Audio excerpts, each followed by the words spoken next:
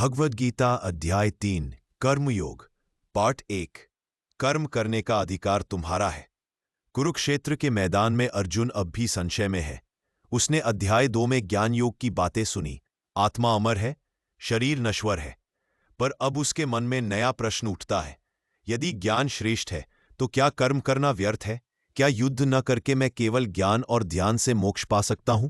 अर्जुन पूछता है, हे केशव, यदि ज्ञान से मुक्ति मिलती है तो फिर आप मुझे भयंकर कर्म युद्ध के लिए क्यों प्रेरित कर रहे हैं? मुझे स्पष्ट बताइए कि कौन सा मार्ग श्रेष्ठ है, ज्ञान या कर्म? श्री कृष्ण मुस्कुराकर कहते हैं, अर्जुन, इस संसार में दो मार्ग है। एक ज्ञान योग, ज्ञान द्वारा मोक्ष। दो कर्म योग, कर्म करते हुए मोक्ष। लेकिन सिर्फ कर्म त्याग देने से कोई सिद्ध नहीं होता। भगवान कहते हैं, मनुष्य कभी भी निष्क्रिय नहीं रह सकता। प्रकृति के गुण उसे किसी न किसी कर्म में लगा ही देते हैं। जैसे अग्नि का स्वभाव जलना है, जल का स्वभाव ठंडा होना है, उसी प्रकार मनुष्य का स्वभाव कर्म करना है। इसलिए कर्म से भागना मुक्ति नहीं देता, बल्कि कर्म को ईश्वर अर्पण करना ही सच्चा योग है। हे अर्जुन, तेरा कर्म करने में ही अधिकार है, फल पर नहीं। इसलिए तू कर्म कर, परंतु फल की आसक्ति मत रख। कर्म करना अनिवार्य है। फल की इच्छा छोड़ दो, पर कर्म करते रहो। कर्म से भागना अज्ञान है, समर्पण के साथ कर्म करना ज्ञान है। ईश्वर के लिए किया गया कर्म ही कर्मयोग कहलाता है। कर्म से भागना नहीं, उसे भगवान को अर्पित करना ही सच्चा धर्म है। कर्म ईश्वर के लिए किया जाए तो वह बंधन नहीं, बल्कि मुक्ति का मार्ग बन जाता है। श्री कृष्ण कहते हैं, प्राचीन काल में ब्रह्मा ने मनुष्यों के साथ यज्ञ, निस्वार्थ कर्म की सृष्टि की थी। हे मनुष्य, तुम यज्ञ द्वारा एक दूसरे का कल्याण करो, इससे तुम समृद्धि और शांति प्राप्त करोगे। यहां यज्ञ का अर्थ केवल हवन या पूजा नहीं, बल्कि हर वह कर्म जो निस्वार्थ भाव से ईश्वर के लिए किया जाए, वही यज्ञ है। श्री कृष्ण कहते हैं, जो मनुष्य केवल अपने सुख के लिए कर्म करता है, वह पाप का भागी बनता है। पर जो यज्ञ भावना से कर्म करता है, वह सभी बंधनों से मुक्त हो जाता है। भगवान कहते हैं, देवता यज्ञ से प्रसन्न होकर तुम्हें वर्षा देते हैं, और वर्षा से अन्न उत्पन्न होता है। अन्न से जीवों का पालन होता है, और कर्म से यह संसार चलता है। इसका अर्थ यह है कि प्रकृति और मानव के बीच संतुलन का सूत्र निस्वार्थ कर्म है। जब मनुष्य केवल भोग के लिए कार्य करता है, तो यह संतुलन टूट जाता है। श्री कृष्ण बताते हैं, जो मनुष्य कर्म को ईश्वर के लिए करता है, उसका मन शुद्ध होता जाता है। पर जो केवल इंद्रियों की तृप्ति के लिए कर्म करता है, वह अस्थिर और दुखी रहता है। इसका मतलब है, कर्म करना छोड़ना नहीं, बल्कि कर्म को पवित्र बनाना सीखो। श्री कृष्ण कहते हैं, जनकादि राजाओं ने भी लोक संग्रह, जनहित के लिए कर्म किए, वे भी मुक्ति को प्राप्त हुए। यह संदेश है, कर्म करते हुए भी मोक्ष पाया जा सकता है। मोक्ष के लिए जंगल भागने की जरूरत नहीं, बल्कि अपने कर्तव्यों को ईश्वर भाव से निभाना ही असली साधना है। हर कर्म को यज्ञ बनाओ, यानी निस्वार्थ भाव से करो। प्रकृति और समाज के संतुलन के लिए कर्म आवश्यक है। ईश्वर के लिए कर्म करना ही कर्म की शुद्धि है। राजा जनक जैसे उदाहरण बताते हैं कि कर्म करते हुए भी मुक्ति संभव है। निस्वार्थ कर्म ही सबसे बड़ा यज्ञ है, और वही मनुष्य को ईश्वर के समीप ले जाता है। श्री कृष्ण कहते हैं, हे अर्जुन, जो श्रेष्ठ पुरुष जो कुछ भी करता है, सामान्य लोग भी वही करने लगते हैं।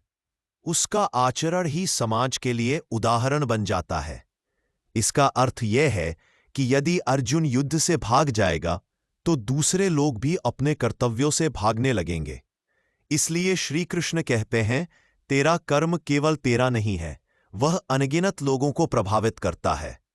श्री कृष्ण एक बहुत गहरा रहस्य बताते हैं, अर्जुन, मैं स्वयं भी कर्म करता हूं, यद्यपि मुझे किसी फल की इच्छा नहीं। वे कहते हैं, यदि मैं कर्म न करूं तो ये लोक विनष्ट हो जाएंगे, लोग आलसी हो जाएंगे और धर्म नष्ट हो जाएगा। इसका अर्थ है कि ईश्वर भी संसार के कल्याण के लिए कर्म करते हैं, तो मनुष्य को भी अपने कर्म से पीछे नहीं हटना चाहिए। श्री कृष्ण कहते हैं, मूर्ख व्यक्ति जो कर्म नहीं करता, वह अपने ही धर्म को छोड़ता है और अंत में दुखी होता है। ज्ञानी व्यक्ति कर्म करता है, परंतु आसक्ति रहित होकर वह दूसरों को भी यही सिखाता है कि कर्म करते हुए शांत कैसे रहा जाए। यानी ज्ञानी व्यक्ति कर्म करता है, पर वह कर्म में रहते हुए भी अकर्म बंधन रहित हो जाता है। भगवान अर्जुन को कहते हैं, तू कर्म करता हुआ दूसरों को प्रेरित कर, लोक संग्रह जनहित के लिए कार्य कर, क्योंकि समाज को ऐसे ही कर्मयोगी की आवश्यकता है। यह संदेश केवल अर्जुन के लिए नहीं, बल्कि हर उस व्यक्ति के लिए है जो समाज में कोई जिम्मेदारी निभा रहा है। माता पिता, शिक्षक, सैनिक, कर्मी या नेता, सभी के कर्म से दूसरों का मार्ग बनता है। ज्ञानी व्यक्ति जानता है कि सभी कर्म प्रकृति के गुणों से होते हैं, मैं ही करता हूं, यह अहंकार है। सच्चा कर्मयोगी मैं को त्याग देता है और अपने हर कार्य को भगवान की इच्छा मानकर करता है। ऐसा व्यक्ति न तो अहंकार से बनता है, न ही फल की चिंता से दुखी होता है। श्रेष्ठ व्यक्ति का कर्म समाज के लिए उदाहरण होता है। भगवान स्वयं भी लोक संग्रह के लिए कर्म करते हैं। ज्ञानी व्यक्ति कर्म करता है, पर आसक्त नहीं होता। समाज को प्रेरित करने वाला कर्म ही सच्चा धर्म है। कर्म से नहीं, कर्म के भाव से मनुष्य महान बनता है। अर्जुन पूछता है, हे केशव, मनुष्य इच्छा न होते हुए भी पाप क्यों करता है, जैसे कोई बलपूर्वक उससे करवाता हो? यह प्रश्न बहुत गहरा है। अर्जुन जानना चाहता है कि जब मनुष्य जानता है कि कुछ गलत है, फिर भी वह गलत क्यों कर बैठता है। श्री कृष्ण कहते हैं, काम इच्छा ही मनुष्य का शत्रु है। यह रजोगुण से उत्पन्न होता है और यह सब कुछ ढंक देने वाली अग्नि की तरह सबको जला देता है। जब किसी चीज की तीव्र इच्छा उत्पन्न होती है, तो वह हमारी बुद्धि पर पर्दा डाल देती है। इसी कारण मनुष्य सही और गलत का विवेक खो देता है। काम के बाद क्रोध आता है, क्रोध से मोह, मोह से स्मृति भ्रंश, और फिर बुद्धि नष्ट हो जाती है। इस तरह व्यक्ति पतन की ओर चला जाता है। भगवान समझाते हैं, इंद्रियां बलवान है, पर मन उनसे भी बलवान है, और बुद्धि मन से भी श्रेष्ठ है, परंतु आत्मा सबसे ऊपर है। इसका अर्थ है, इंद्रियां हमें बाहर की चीजों की ओर खींचती है, मन उन्हें पकड़ लेता है, बुद्धि निर्णय करती है कि क्या करना है, और आत्मा साक्षी बनकर सब देखती है। यदि मन और बुद्धि आत्मा के अधीन हो, तो मनुष्य विजयी होता है। श्री कृष्ण कहते हैं, काम और क्रोध को वश में करने के लिए पहले इंद्रियों को संयम में लाओ। इसका अर्थ है, अपनी दृष्टि, वाणी, आहार और आचरण पर नियंत्रण रखो। ध्यान, विवेक और भक्ति के द्वारा मन को स्थिर करो। जब मन शांत होता है, तभी कर्म शुद्ध होते हैं। भगवान कहते हैं, अपने धर्म कर्तव्य को अपूर्ण रूप में निभाना दूसरे के धर्म को उत्तम रूप में निभाने से श्रेष्ठ है। यानी अर्जुन का धर्म क्षत्रिय का है, इसलिए उसका कर्तव्य है अन्याय के विरुद्ध युद्ध करना। कर्म से भागना धर्म नहीं, बल्कि अपने स्वधर्म का पालन ही सच्चा योग है। मनुष्य का सबसे बड़ा शत्रु काम वासना है। इंद्रियां मन को भटकाती हैं, इसीलिए संयम आवश्यक है। बुद्धि को आत्मा के अधीन रखो, तभी विवेक बना रहेगा। स्वधर्म का पालन ही कर्मयोग का सर्वोच्च रूप है। मन को जीत ले, वही सच्चा योद्धा है। क्योंकि बाहरी युद्ध जीतना आसान है, पर भीतर का युद्ध कठिन। श्री कृष्ण कहते हैं, कर्म से ही मनुष्य अपनी उन्नति और पतन करता है। जो कर्म को त्याग देता है, वह आलस्य में गिरता है, पर जो कर्म को ईश्वर के लिए करता है, वह धीरे धीरे पूर्णता प्राप्त करता है। इसका अर्थ यह है कि कर्म जीवन का आधार है। कर्म को छोड़ना नहीं, बल्कि उसे पवित्र बनाना ही मुक्ति का मार्ग है। भगवान कहते हैं, जो व्यक्ति अपने सभी कर्म मुझे अर्पित करता है और परिणामों की चिंता छोड़ देता है, वह कभी पाप से स्पर्शित नहीं होता। जैसे कमल का फूल जल में रहकर भी उससे अछूता रहता है, वैसे ही जो मनुष्य कर्म में रहता हुआ भी आसक्ति से मुक्त है, वह संसार के बंधन से परे हो जाता है। यह है कर्मयोग का सार। कर्म करो, परंतु उसका फल भगवान पर छोड़ दो। श्री कृष्ण कहते हैं, जो अहंकार और आसक्ति से मुक्त होकर कर्म करता है, वही सच्चा ज्ञानी और योगी है। अहंकार कहता है, मैंने किया, परंतु योगी कहता है, सब कुछ ईश्वर की इच्छा से हुआ। जब कर्म में मैं का भाव मिट जाता है, तभी आत्मा स्वतंत्र हो जाती है। श्री कृष्ण अर्जुन को सिखाते हैं, ज्ञानी व्यक्ति अज्ञानी का उपहास नहीं करता, बल्कि उसे धीरे धीरे कर्म के मार्ग पर प्रेरित करता है।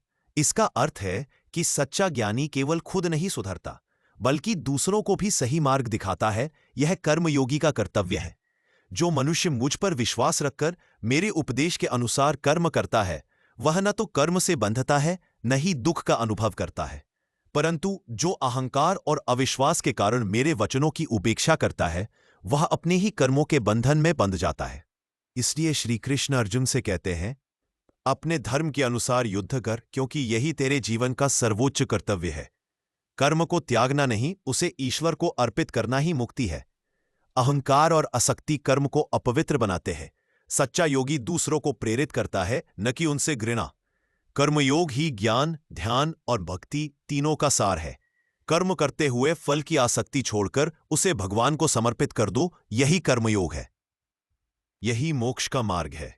कर्म करते रहो, पर फल भगवान पर छोड़ दो। यही जीवन का सबसे बड़ा योग है। इस अध्याय में भगवान श्री कृष्ण अर्जुन को बताते हैं कि कर्म से भागना नहीं, उसे ईश्वर को समर्पित करना ही सच्चा योग है।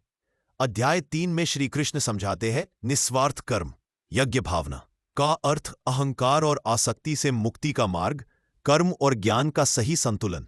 क्यों भगवान स्वयं भी कर्म करते हैं और कैसे हर मनुष्य अपने कर्म से समाज का आदर्श बन सकता है, यह अध्याय हमें सिखाता है कि कर्म करते रहो, पर फल भगवान पर छोड़ दो। आपको हमारी ये वीडियो कैसी लगी कमेंट बॉक्स में जरूर बताएं, और वीडियो पसंद आई हो तो चैनल को सब्सक्राइब जरूर करें। Thanks for watching.